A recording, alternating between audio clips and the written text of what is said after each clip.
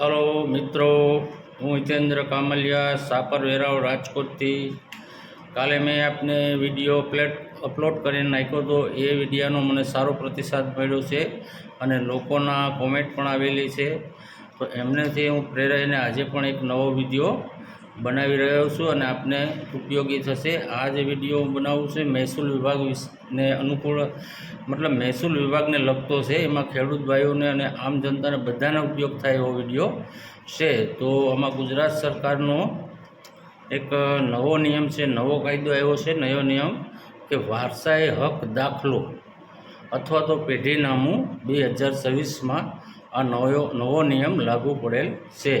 તો એના વિશે હું આપને થોડી ઘણી શોર્ટકટમાં ટૂંકમાં માહિતી આપવા માગું છું. તો મિત્રો, આ મારા વિડીયાને વ્યવસ્થિત રીતે તમે જોજો, નિહાળજો, સાંભળજો અને એનો અમલવારી કરજો, જેથી કરીને તમને અને તમારા પરિવારને આ કામ લાગે. બરાબર? તો સોશિયલ મીડિયાના માધ્યમથી હું તમને રોજે રોજ નવા વિડીયા આપતો રહીશ, તો તમે ધ્યાનપૂર્વક સાંભળજો.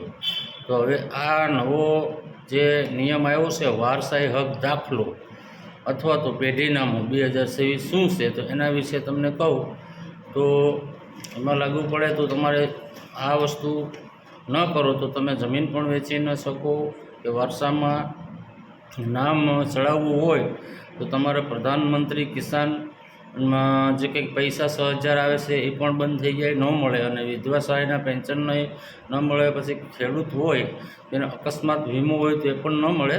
અને બધામાં આ પેઢીનામું ફરજિયાત કરી દીધું છે. મતલબ કે બધાની અંદર આ પેઢીનામું ફરજિયાત સરકારશ્રીએ કરી દીધું છે. તો ધ્યાનપૂર્વક તમે સાંભળજો. તો પહેલાં તો હું તમને એમ કહું છું કે આમાં તમને પહેલાં તો શું છે કે નુકસાન શું છે. તો નુકસાનમાં શું છે કે મા બાપની કે બાપ દાદાની આપણી જમીન હોય કે મકાન હોય તો તમને પહેલાં તો તમે તેમને વેચી ન શકો. કેમ કે આ પેઢીનામું દાખલ કરવું જરૂર છે. એના માટે તમને હું પ્રોસેસ શું છે એ બધી સમજાવીશ.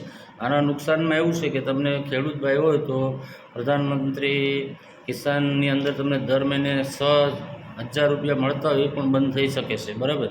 પછી કોઈનું અવસાન થયું હોય તો એનો વીમો હોય તો વીમામાં પણ પૈસા લેવામાં પણ પ્રોબ્લેમ થઈ શકે છે. એટલે કમસે કમ તમારે એમ સમજો ને 2-2.5 લાખનું નુકસાન આવી શકે. અને બેંકમાં તમારે પૈસાની લેતી દેતીની પણ પ્રોબ્લેમ થઈ શકે છે. તો હવે તમે કહેશો કે તો પછી આનું શું કરવું? તો આનું સોલ્યુશન તો હોવું જોઈએ ને. કોઈ પણ કાયદો હોય, કાયદો બહાર પાડ્યો હોય, એના નિયમો હોય તો એનું સોલ્યુશન હોય, એનું જવાબ એ હોય. તો હું તમને એના સોલ્યુશન વિશે કહીશ. તો હવે આનું સોલ્યુશન ઘર બેઠા કેવી રીતે કરવું? તો તમારે પહેલાં તો ઘર બેઠા કરવા માટે મોબાઈલની અંદર ડિજિટલ ગુજરાત ગવર્મેન્ટ ઇન એવું લખવાનું છે. ટેન્શન જરાય પણ લેવાનું નથી. આ સોલ્યુશન અહીંયા તમારા મોબાઈલની અંદર જ આનું સોલ્યુશન છે અને સોલ્યુશન આવી જાય છે. આમાં બહુ જાજો ખર્ચોય નથી. ફક્ત ₹200 અંદર કે 120 રૂપિયાની અંદર આનું સોલ્યુશન આવી જાય છે, બને છે. બરાબર? તો તમારે ગુજરાત ડિજિટલ ઇન એ મોબાઈલની અંદર ગૂગલની અંદર ખોલવાનું રહેશે. બરાબર? હવે તમને સ્ટેપ બાય સ્ટેપ કહેતો જાઉં છું. તો પહેલાં તો સ્ટેપ 1ની અંદર ડિજિટલ ગુજરાત વેબસાઇટ ખોલવાનું છે. એમનું પેજ ખોલવાનું છે.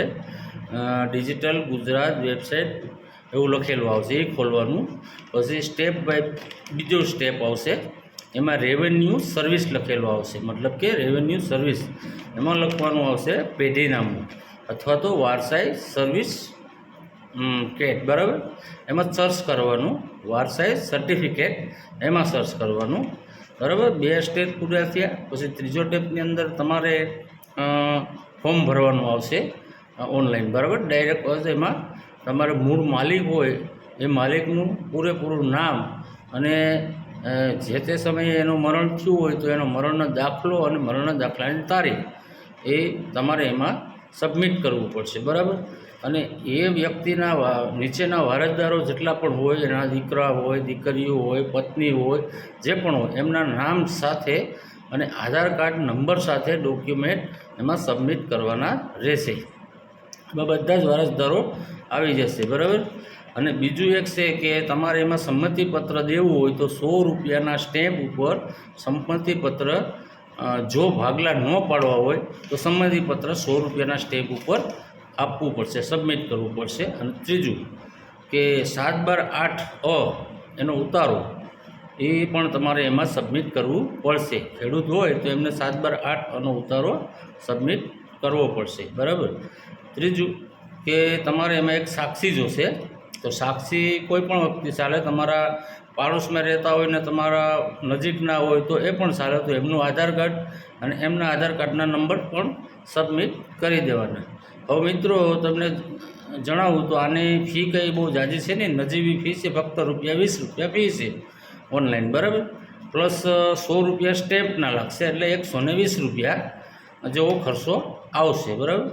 હજી વધીને 120-200ની અંદર તો આ તમારે સહી. અને બીજું કે તમારે ક્યાંય પણ લાઇનમાં ઊભું રહેવાની જરૂર નથી, સમય બગડવાની જરૂર નથી.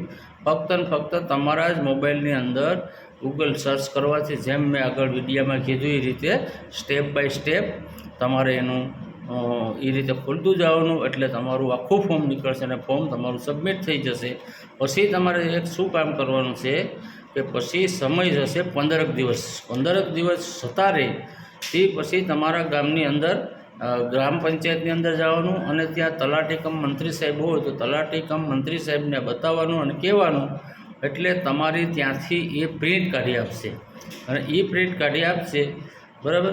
એટલે તમારે એના બીજા ફાયદા પણ મળશે. એના ફાયદામાં એવું છે કે ફાયદા નંબર 1માં તમે પછી જમીન લઈ પણ શકશો અને વેચી પણ શકશો અને તમારા નામે પણ થઈ શકશે, બરાબર, અને વેચી પણ શકશો. પણ ફાયદા નંબર 2 જોઈએ તો પ્રધાનમંત્રી કિસાનના 6,000નો હપ્તો પણ મળશે, પેન્શન પણ મળશે, વીમો પણ મળશે અને બધી જ સરકારી યોજના, ભારત સરકારની હોય કે ગુજરાત સરકારની, બધી જ યોજનાઓનો લાભ અને પૈસા તમારા સીધા ખાતામાં પણ પડી જશે. તો મિત્રો આમાં કાંઈ મૂંઝવણ જેવું છે નહીં, તમને એનું સોલ્યુશન એમાં આપ્યું છે.